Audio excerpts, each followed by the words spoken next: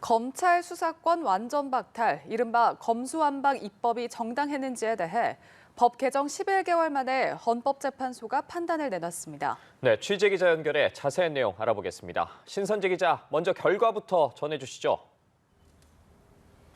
네, 헌법재판소가 지난해 더불어민주당 주도로 개정된 검찰청법과 형사소송법, 이른바 검수완박 입법에 대한 권한쟁의 심판 사건을 선고했습니다. 검수완박법은 검찰이 직접 수사 개시 범위를 부패와 경제범죄 두 분야로 줄인 게 핵심이죠. 선고는 개정 법률이 국회를 통과한 지 약 11개월 만에 나왔는데요. 결과부터 전해드리겠습니다. 헌재는 국민의힘이 국회 법제사법위원장과 국회의장을 상대로 청구한 사건은 법사위원장만 받아들여 일부 인용하고, 법무부와 검찰이 국회를 상대로 낸 사건은 본안 판단 없이 각하했습니다. 권한 침해 여부와 더 나아가서 법률의 무효, 취소까지 선언할지 여부가 쟁점이었는데요. 법사위원장이 국민의힘 의원들의 권한을 침해한 점은 인정했습니다. 더불어민주당 민형배 의원의 이른바 위장탈당 등 절차적 하자에 대한 국민의힘 측 주장을 헌재도 받아들였습니다. 헌재는 법사위원장이 중립적 지위에서 벗어나 미리 가결 조건을 만들어서 실질적 조정 심사 없이 조정안이 의결되도록 했다고 판단했습니다. 법사위 전체 회의에서 토론 기회를 제공하지 않아 국회법과 헌법상 다수결 원칙을 위반했다는 겁니다. 다만 이런 상임위 의원들의 권한 침해가 법률을 무효로 볼 정도는 아니었다고 봤습니다. 국민의힘 의원들의 심의, 표결권이 전면 차단돼서 국회 기능이 형해화할 정도, 즉 내용 없이 뼈대만 남을 정도에 이르지는 않았다고 설명했습니다.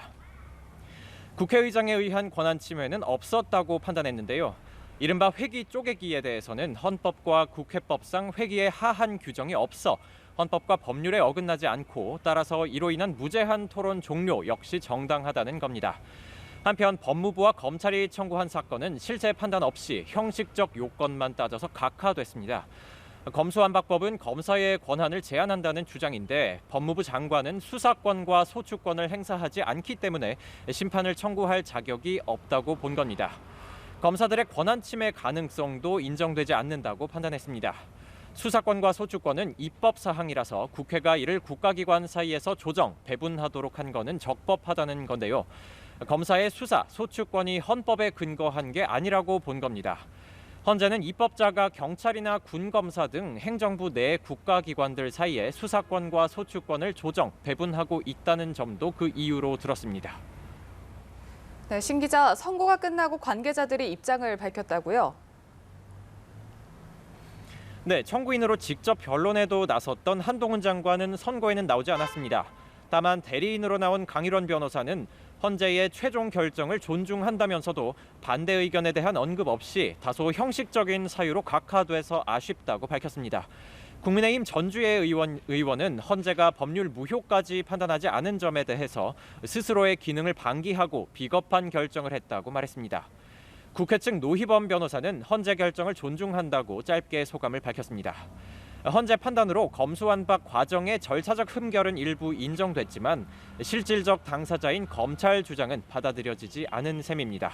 지금까지 헌법재판소에서 연합뉴스 TV 신선재입니다.